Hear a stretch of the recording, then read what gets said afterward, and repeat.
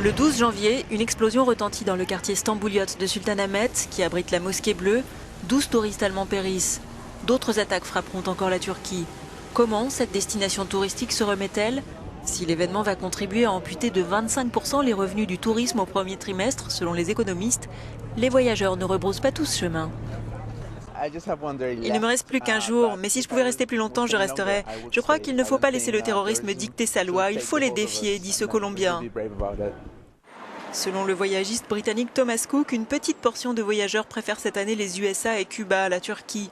Quant à Paris, les pertes pour le secteur hôtelier sont évaluées à 270 milliards d'euros depuis les attaques du 13 novembre. Les touristes, japonais et américains en tête, ont besoin d'être rassurés. Enfin, presque tous. Malheureusement, les gens deviennent tellement habitués au terrorisme dans notre société qu'ils ne vont pas changer à cause de ça. Ils pourraient le faire temporairement, mais au fil du temps, je pense qu'ils réalisent qu'il faut bien vivre. Ils doivent avancer, gérer le quotidien. Et je pense que les touristes vont faire la même chose. À New York, après les attentats du 11 septembre, il a fallu près de 3 ans pour voir les hôtels retrouver leur taux d'occupation d'avant les attentats. Madrid et Londres, respectivement touchés par des attaques en 2004 et 2005, ont affiché une capacité de résilience certaine. Il a fallu 12 mois à la capitale espagnole pour voir ces hôtels se remplir à nouveau et 9 mois pour Londres.